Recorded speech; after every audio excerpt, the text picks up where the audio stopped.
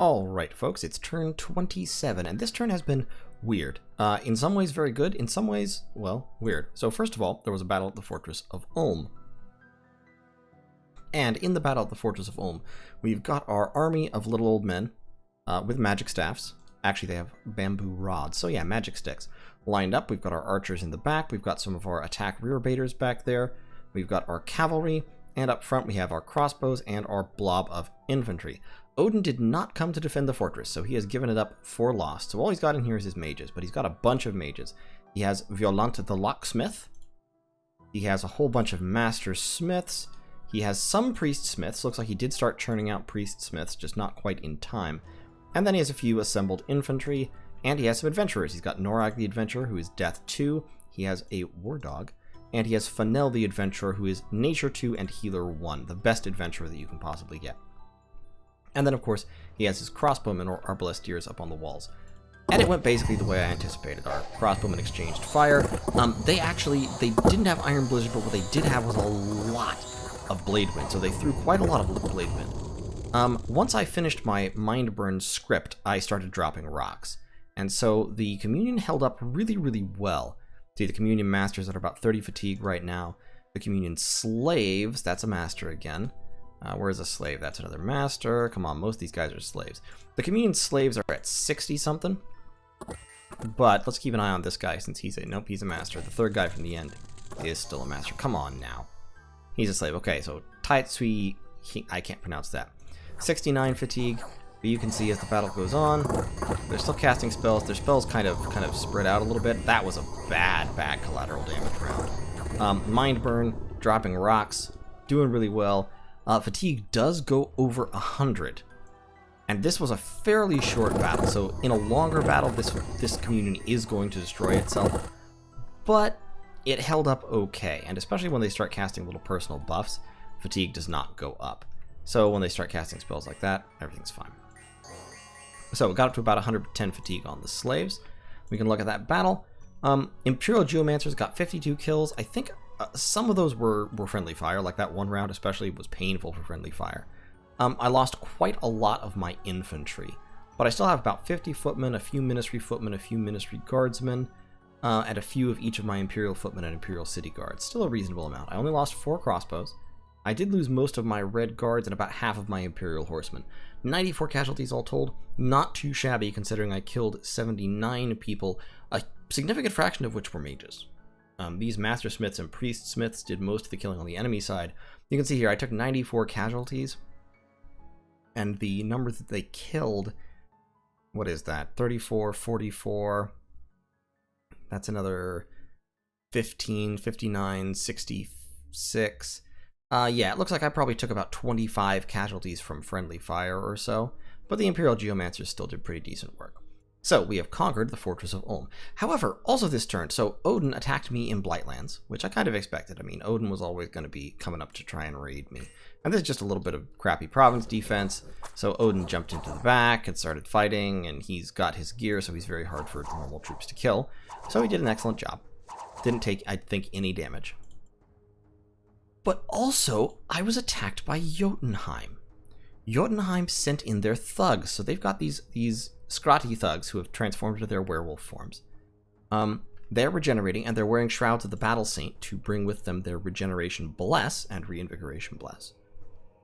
And they've got basic thug gear. I mean, this is not too expensive. This is all stuff that Jotunheim can forge nationally. It's 25 gems worth of gear. And so they attacked me. So they actually ran into a small army here.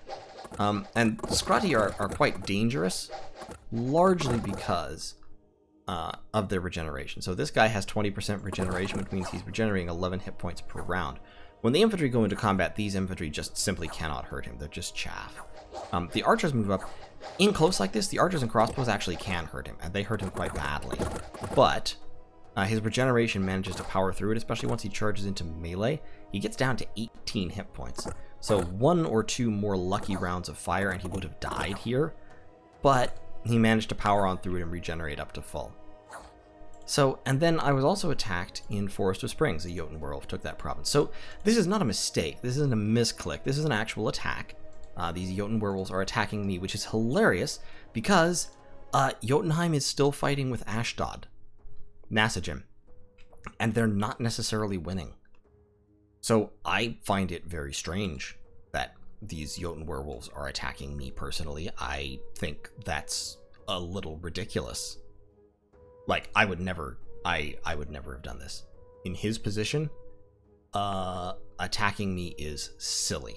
His best bet here would be to try and get me on his side, like to contact me or something, to do anything other than this. Now, admittedly, I was already planning to attack him, so if he read my mind, or someone convinced him that this was true, then, okay, maybe he's trying to get his licks in before I attacked him, but, like, in his position, I would have contacted me a long time ago to try and get me to come in against Ashdod. Because, like, this fortress, most Tenchi players in this position, like, why wouldn't I take this fortress, right? If I don't already have a non-aggression pact with Ashdod, or if Jotunheim can convince me to help him, I would absolutely want to do that. Instead, the only information I've gotten has been that general message broadcast he sent out saying, oh yeah, Ashdod is attacking me in-game, when he could just contact me on the Discord or something. And I've contacted him on the Discord now a couple of times and received no reply. So given that, I'm absolutely going to come kill him. And two Scrattier cannot stop me from doing that. So I'm making some defensive moves and some aggressive moves this turn. First of all, defensively, these 4 mages are moving over here. These 4 mages are patrolling, and we've also got some troops, 40 of them, that are going to be patrolling in front. And all of these mages are just scripted to cast Magic Duel. Magic Duel is a spell where that costs a gem, you cast it, the Astral Mages each basically make a d6 roll, and they add their level of astral magic, and whoever wins gets to live, and the other person dies. And on ties, both die. Now, the reason I'm doing this is because Odin is an astral level 4 mage. So if I Magic Duel him, if he attacks a province, and in it I have mages casting Magic Duel, who are astral level 1, then they roll a d6, I get a d6 plus 1, he gets a d6 plus 4, and like I said, whoever wins lives, and whoever loses dies. Unless there's a tie, then both die. I'm absolutely willing to trade several Imperial Geomancers to kill Odin. He has luck, he has regeneration, he has defense skill of absurdly high, he has a lot of hit points and high protection and high magic resistance, so he's very, very hard to kill by most methods, particularly because with the luck and the regeneration, the luck basically keeps him from dying at low hit points. Even if he was completely surrounded by infantry who can hit hard enough to cut through his protection, Odin would still probably fight his way out. Between the Vine Shield, the luck, and the regeneration, he'd just cleave his way through and ride off into the sunset, because when he got down to low hit points, the luck would kick in, prevent 75% of all hits, and that would give the regeneration time to pull him back up by 10 HP per round. However, none of that matters against Magic Duel. Magic Duel is not a damage effect, so it can't be stopped by luck. Magic Duel does not require a magic resistance check, it's not MR negatable, and it's an instant kill. So it doesn't have to go through his defense, it doesn't have to deal with his regeneration, nothing. All of his defenses are negated by Magic Duel. This is why you don't do this, usually. If you're planning on taking a Pretender into combat, you do not give them Astral 4. You give them Astral 7 if you're going to give them Astral Magic, and that's because with Astral 7, it is statistically basically impossible. It's actually impossible because I don't think the D6 explode in Magic Duel rolls. So if you have Astral 7, then if Astral 1 mages, which are the cheap ones, try to Magic Duel you, you're rolling a d6 plus 7, and you're rolling a d6 plus 7, yes, and they're rolling a d6 plus 1, and so it's actually impossible for them to beat you, they just die. The enemy has to bring at least Astral level 2 mages, and Astral level 2 mages are a lot more expensive, and in order to have any realistic shot at winning, they have to bring Astral level 3 or 4 mages or Astral mages with boosters, so it becomes prohibitively expensive to Magic Duel your god to death. If you have Astral 4, on average, I sacrifice 6 Astral 1 mages and kill you. And 6 Astral 1 mages is like less than 400 gold for me, so I'm absolutely willing to do that. So, I have a total of 8 Imperial Geomancers patrolling. I'm also could also patrol with Yazi, because I can script him to swarm. Yeah, I'll patrol with Yazi as well. Yazi, whatever. Yeah, I'll script him to swarm, drop a Tangle Vines in the middle. He'll be fine. So we'll just set him to patrol as well. So, to be honest, that probably won't matter, because what should happen is if he attacks this province, then round 1 he explodes from Magic Duel. I am moving my whole army up here in case he tries to stay, in which case they will mind burn and then drop rocks on him, and that should kill him with the support of this whole army behind it. He'll have like a really, really tough time living through that. And I've got my archers kind of staggered backwards a little bit. Just hold and fire closest, please. So that his attack rear orders will hit them or one of the... will hit him or them or one of the commanders in the back here. If he hits her, I don't care, because she's immortal. So, that's that plan. Up here, we've got a Jotun werewolf. I have this army attacking in. Jotun werewolves can be overwhelmed. As you can see there, if they start taking enough damage, they do go down. So this army, I think, could probably kill that Jotun werewolf, because it has all these Ministry Guardsmen and Imperial City Guard who hit very hard, and his Scrati have low protection. So the Scratier, let's look at one of them. They're both identical. Actually, no, they're not identical. One of them doesn't have a ring of regeneration. This one... I'm sorry, one of them has a ring of some kind of resistance. I forget exactly what. They've got high defense skill. They've got defense skill 20, but that will be cut down by harassed penalties. You can see here. The question is just whether the infantry can do enough damage to cut through his protection. So you see, in one round, his defense skill went down. That was only a -1 harassed penalty. Timed it wrong.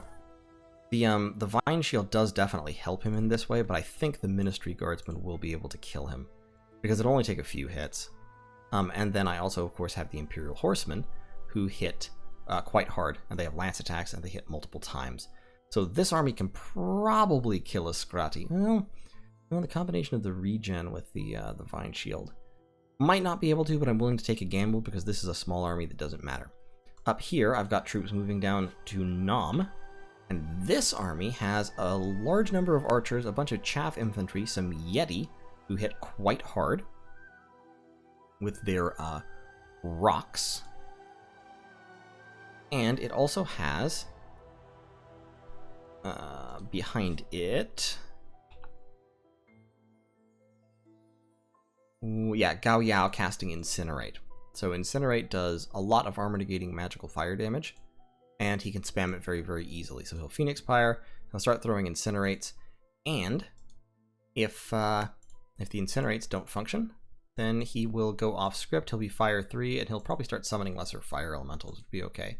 Up here, I've got a significantly more magically powerful army moving to intercept just in case. And this is kind of, if I intercept him with this army, it'll kind of be hilarious. I've got three alchemists of the 5 elements, swarming and dropping some Tangle Vines. And then I've got a small communion that is set up to spam Far Strike. Far Strike is a spell that just does straight damage. It's not negatable by anything. It's bludgeoning magical damage. So it passes invulnerability, but not regular protection. But these Scrati have low protection because they're wearing Shrouds of the Battle Saint to get more regeneration. I almost said reinvigoration. I am losing my words today. I'm not feeling great today. Can you tell? In any case, but they do. It's just 25 damage. It's just straight up slap you with 25 damage. It's pretty high precision. So these guys will be precision 15 with it. And it's long range. I've got them up front. So these guys will swarm to create chaff, and he'll be sitting there while my old men just angrily punch him to death through space and time. There's 4 of them casting Far Strike, and if they finish out their script, then they're probably going to start casting Gifts from Heaven, which will absolutely kill a Scrati if it lands on them. So yeah, that is the plan. So we're making these defensive moves in order to try and kill 1 or 2 of these guys, plus hopefully Odin. Now this only works if Odin either stays here or moves up to this province, to Ministra. If he wants to, he can go over here, in which case I'll be sad. We're going to move these guys back. He can go over here and take this province and, whatever. He could also go over here. This army absolutely could not kill him. If he attacks this army, he will 100% win because he's very tough, and of course he has the luck effect. Might potentially put an affliction on him or something, but I wouldn't count on it. Regeneration gives a pretty good bonus against affliction chance. And and up here I've got a whole bunch of troops patrolling, just straight troops. But it's a lot of troops. It's a lot of infantry, a lot of cavalry, and a lot of archers. So they should be able to bog down. If this Scrati tries to attack Tianxi, they, in conjunction with the province defense, should be able to bog him down and kill him with archery. Just the infantry will just clog around him, and then the archers will pour arrows into him. And you saw how close the archers got to killing him. If the infantry hadn't routed, they'd have taken him out. In this situation, the infantry won't rout. At least they won't rout nearly so quickly. And, of course, they've got Pacha, or Paka, or however you pronounce that. And he, like his other friend, will be incinerating. So, yeah, should be good. Should be very, very good indeed. So, that's the plan. I've contacted Ashdod, Nasajin, to let him know, hey, your boy Jotunheim is attacking me. Where are you moving? Because I don't want to bounce. I don't want to bump with you when we go in to wreck his crap. So this army is going to try and catch Odin if Odin happens to stay there or tries to attack back. Whether he does or not, this army will then start moving in this direction, and we will definitely invade Jotunheim. Jotunheim has made that decision very easy for me at this point. So we'll come in through here, go up there, and we'll actually try to get to Jotunheim before Ashdod does. I don't think that's going to happen, because I think Ashdod's basically already there. But we'll try. It would be nice if we could get Jotunheim's capital as well. Our Earth Gem income is now pretty reasonable. We lost a whole bunch of our Astral income because we lost these two provinces. But hopefully we'll be taking them both back next turn. And yeah, we're doing all right. We are doing very much all right. Let's forge us another Owl Quill real quick. Over on this side, still recruiting mages, recruiting a few units.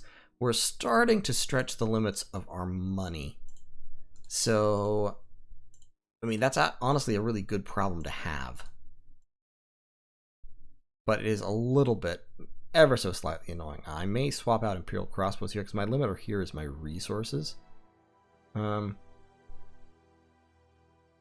May start churning out like ministry guardsmen here. How many ministry guardsmen could I get? Yeah, that's a lot better in terms of resource use. Tell you what, over here, let's cut those guys out and let's spam out some ministry guards. There we go, a ministry guardsman, and then we can get like 4 infantry there. Great. So things are assembled research-wise. We're going to hit enchantment level 4 next turn. Made sure to leave enough research points for that. After that, we'll grab construction. Then we're going to go down thaumaturgy because I want to get Soul Slay and I want to get Gateway. Charm Animal is also kind of nice. I'll hit Paralyze on the way there, and as well as Gnome Lore and Auspex, which will enable me to site search remotely, which I will definitely be planning on doing, and Augury at level 3. So I'll be doing a lot of remote site searching, especially with these, because like Fire 2 and Earth 2, I only get from randoms from Imperial Alchemists. So definitely need more of those. I do have 1 Earth 2 random Imperial Alchemist, which is great, and then I have 1 Air 2, so I'm getting a lot of good randoms. What I want to do, actually, is I want to start forging Dwarven Hammers. That's what I need the Construction Level 4 for. I'm going to go up Construction Level 4, get some Earth Boots, start forging Hammers, and get some really good items out there. Yazi is still summoning Yetis. At level 4, he will also be able to start forging crystal items, especially once I get him a pair of Earth Boots and other buffs, other boosters. But for right now, summoning Yetis is a pretty good call.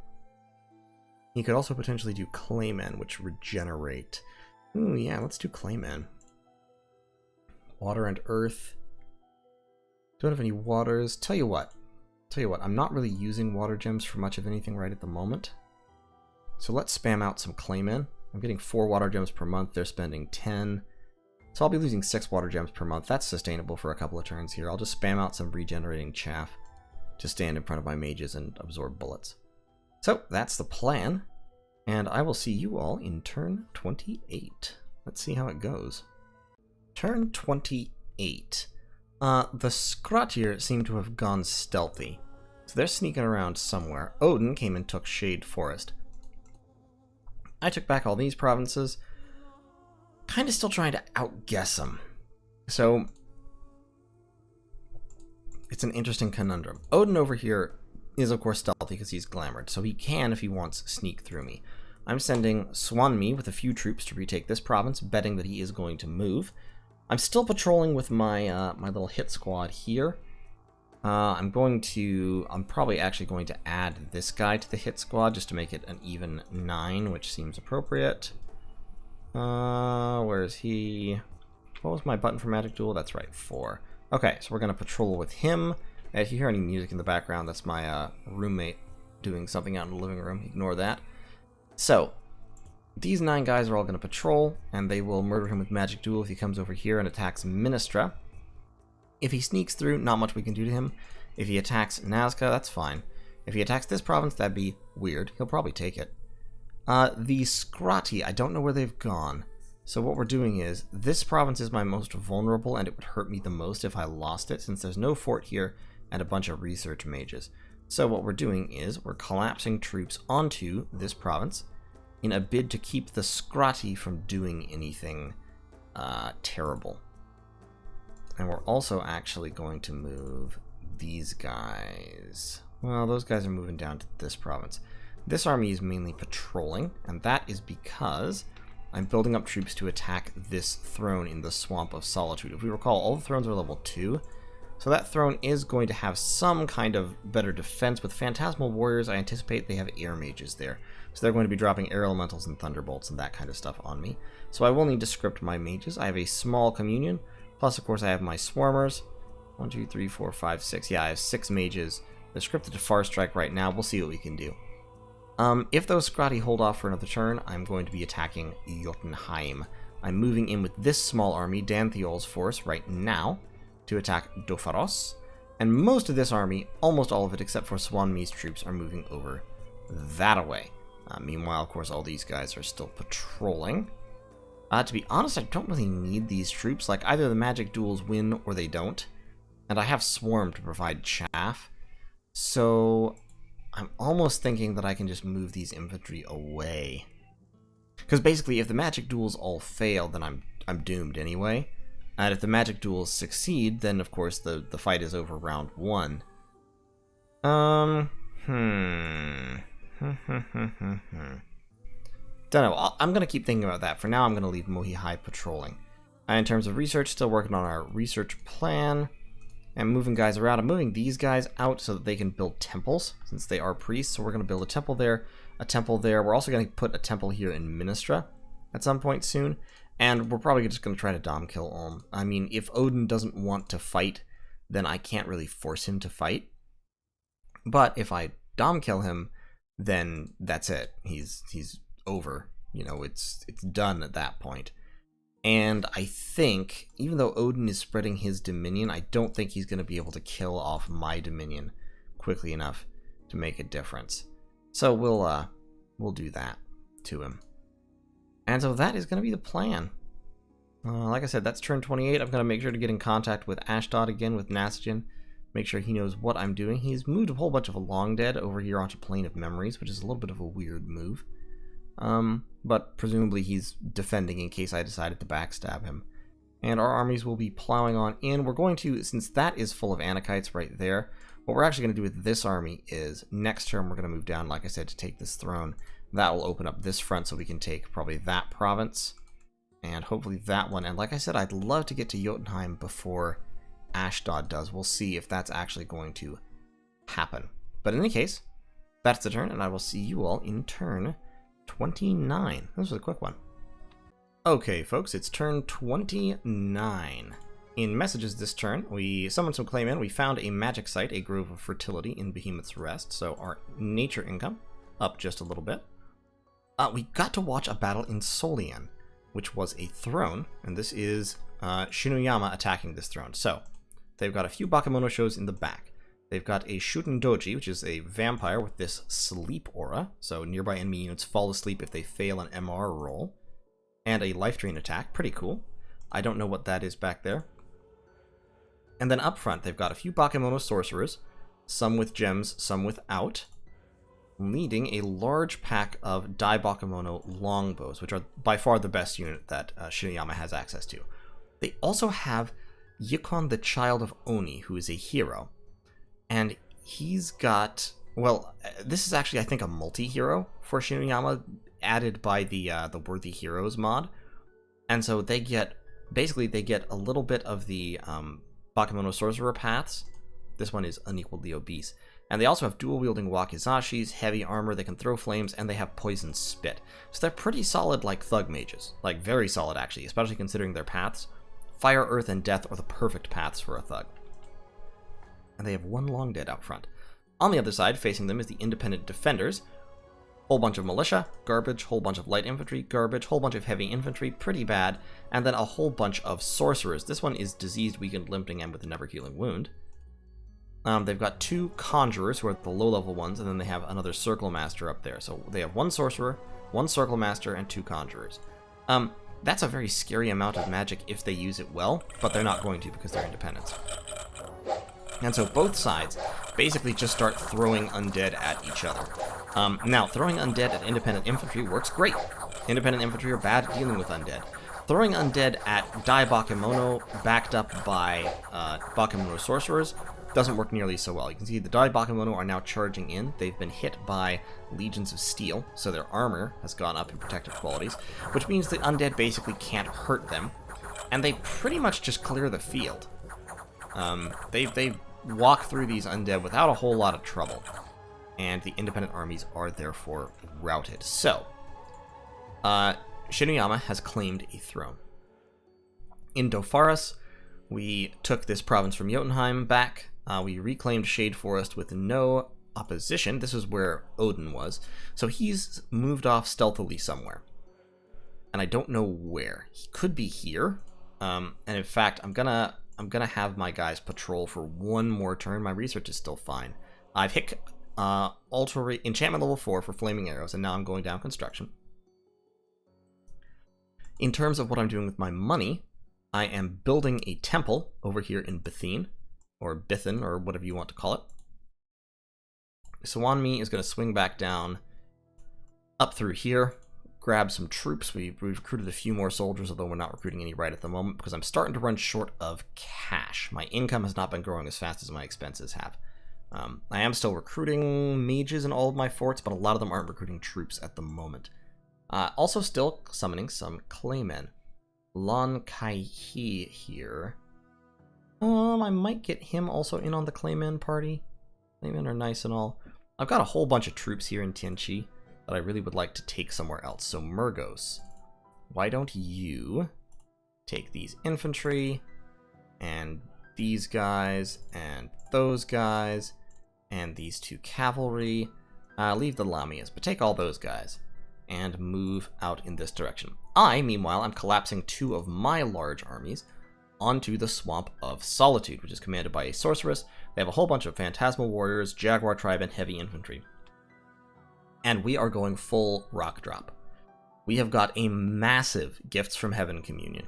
13 slaves and 1, 2, 3, I haven't even counted, 4, 5, 6, 7, 8, 9, 10, 11, 12 masters dropping Gifts from Heaven. I think I'm going to change that ratio a little bit, because I'm mainly concerned with them, like, not dying. With not accidentally killing any of my communion slaves. So I've got, if I recall correctly, 13 slaves. So 14, 15, 16. That should be good. Let me count my slaves real quick just to make sure it's working. 1, 2, 3, 4, 5, 6, 7, 8, 9, 10, 11, 12, 13, 14, 15, 16. Yeah, okay. So now I have 16 communion slaves. Between that boost and dividing the fatigue that far, I should be able to maintain my 8. I think it's 8. No, it's 9. I should be able to maintain my 9 Gifts from Heaven casters with no problem whatsoever. So this is a very large, very powerful communion. Like I said, it's kind of in maintenance mode right now. If I wanted to, and I was willing to sacrifice mages in order to win a major battle or something, what I could do is I could cut that all the way down to 8 slaves, and have everybody else just dropping gifts from heaven right from the word go, and that would pretty much wipe out an army in jig time. Danthiel is going to continue pushing into enemy territory. So we're collapsing these two armies here onto the Swamp of Solitude, and as you can see, we're going to end up with a whole lot of troops here. We've got our lines of mages, we've got these guys casting Swarm, we've got a guy casting Flaming Arrows, we've got a whole bunch of archers and crossbows, like a lot of archers and crossbows, and then we've got a little bit of cavalry and a bunch of infantry up front. Overall, in terms of unit size, this is upwards of 300 units, if I recall correctly. And then we've also got this army moving down through this fort, gonna pick up some more troops and a couple more mages and move out with them. And over here, we've got Swanmi coming back as well. Down here we have more mages coming out. That's another Mr. Tan. It loves to name mages Mr. Tan, and I'm not sure why. I don't remember what the reference there is, but there's a couple of Mr. Tans already, if I recall correctly. Yep, there's Mr. Tan. There's Mr. Tan. It likes Mr. Tan for Tianqi mages. And yeah, overall, we're doing pretty well. Doing pretty good. If I was worried about my infantry, I could have these guys come with the army and cast wooden warriors on people. But the fact of the matter is, with a huge Gifts from Heaven communion, your infantry is going to be sacrificed no matter what. So, that's not happening. I'm moving my 2 crystal sorceresses into the fort just to protect them, because having them available later on to plug into communions and cast air buffs and summon air elementals and stuff will be fantastically useful. So I don't want them to be killed by, say, 100 Bandar. Like these guys. Why are there 100 Bandar on my border? Good question. Excellent question. A question that I intend to ask Bandar Log. Just to remind him that I'm paying attention, because I don't like having 100 Bandar on my border. I would prefer not, especially because this is a pretty valuable province. Now, if he attacks me, he won't get all that far, because I have a lot of mages here, and I can pump out a lot of troops very quickly if I have to. Plus, I also have, mages in Tianqi and all those claymen that I'm summoning. I actually am, I think, going to summon more claymen. I could summon bog beasts. But the question is, are bog beasts any good? And I don't think they really are. Actually, I could get gelatinous cubes. Gelatinous cubes are actually really good if they're buffed. If they're not buffed, they're very squishy and easy to kill, but if you buff them, they can be shockingly resilient. That's a thought. I think I need to go down enchantment to get green lions as well. That needs to be a fairly short-term goal here. Thaumaturgy level 5, and then, yeah, enchantment. Well, enchantment 5 for living mercuries. It's alteration, isn't it? Yeah, alteration 6 for manifest vitriol. Let's grab alteration 6 and then enchantment. Oh no, let's grab enchantment 5 first, actually, because living mercuries I can... What a question. It'll also give me foul vapors, though. So yeah, let's go enchantment 5 after thaumaturgy 5. Because I have mages who can cast foul vapors pretty trivially. And that would be a nice backup to armies of living mercuries and green lions, who are immune to that sort of thing. I am definitely going to need more water gems in order to support all this, so what I need is, I need a good water mage. I don't have the water... Yeah, I only have Scrying Pool. I don't have the water sight searching spell, because that is Conjuration, Voice of Apsu. So I need Conjuration level 4 as well. That'll only take 1 turn. Conjuration 4, Enchantment 5, and then Thaumaturgy. Yeah, let's do it that way. Drop rocks will carry me for a little while longer. So, that is turn 29. That should be about all I need. I do need to, like I said, talk to Bandar Log about that. And the invasion of Jotunheim is going to be a good time for everyone. Also, this throne will be very, very easy for my army to take. It's just animals, mainly. Give them some earth gems, and they'll be basically good to go. Speaking of earth gems, I'm actually going to give Murgos a whole bunch of earth gems. Just have him carry 20 earth gems with him, so he can distribute them to this army once he catches up with them. So that's the turn. I will see you all in turn 30.